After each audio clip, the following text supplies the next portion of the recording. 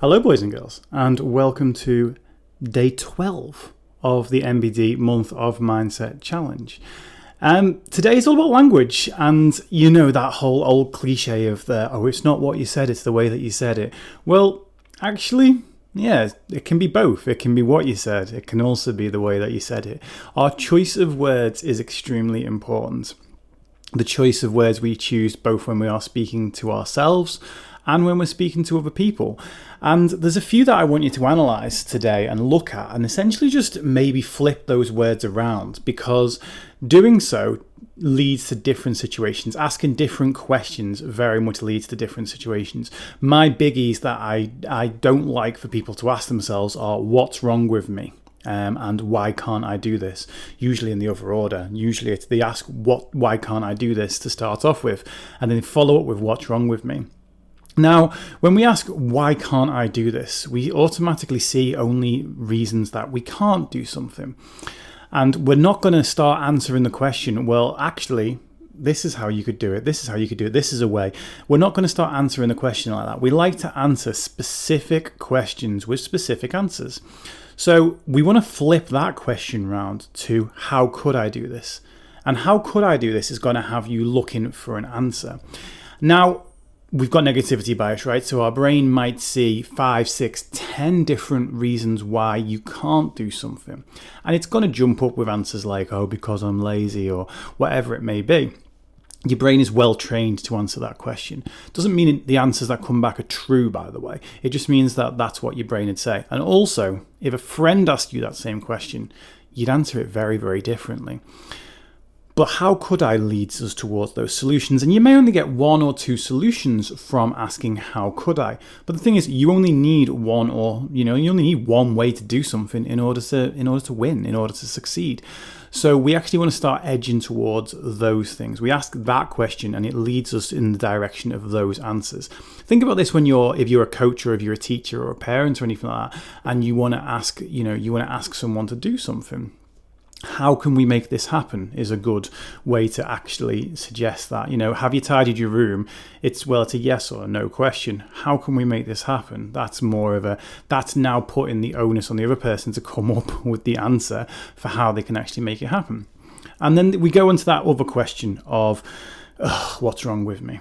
Now, the intention of this question, it's just a little bit mismatched. The intention of this question is to actually get you to improve, to get you to do something better. But what actually happens, and I talk often about the fact that there's no such thing as motivation, there's only momentum. What that does is our momentum, that could be going up, but it's not. If we're struggling to do something and we say, why can't I do this? Momentum drops a little bit.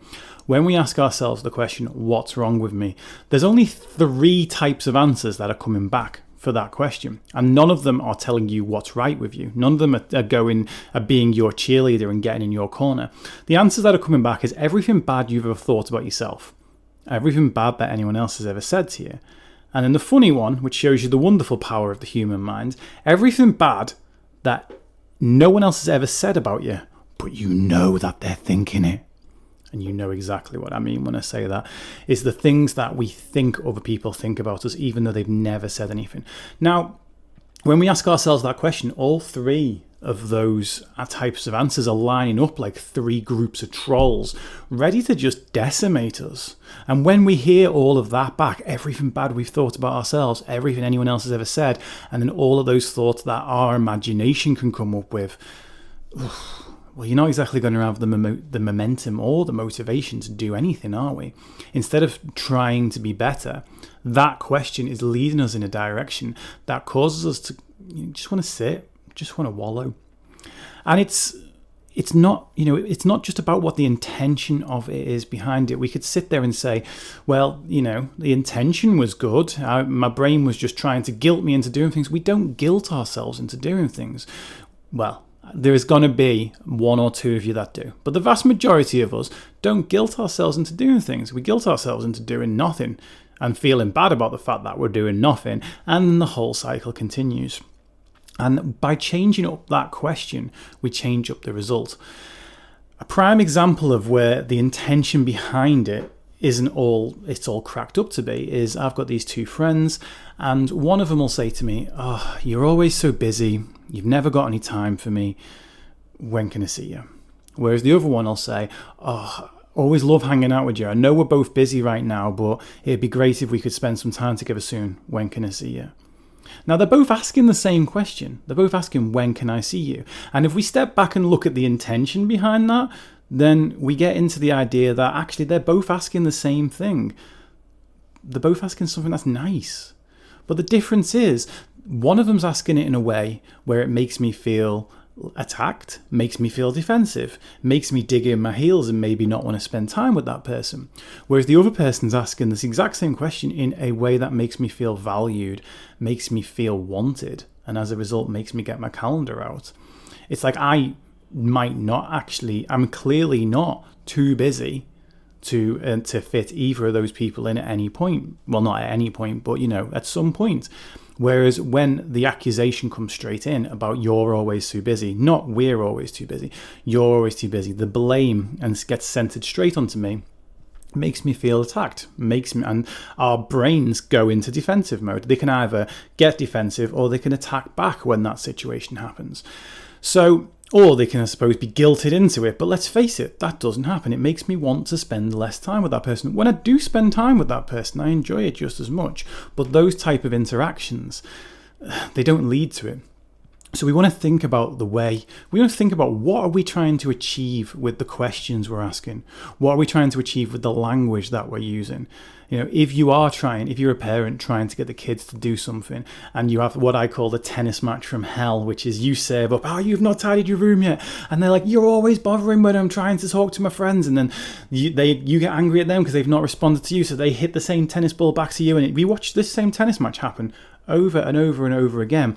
And as parents, we often sit there and go, well, it's on them. It's on them to change the communication because I'm the parent and I'm right and therefore they should listen. Should is a big language point, but I could make an entire video on that word.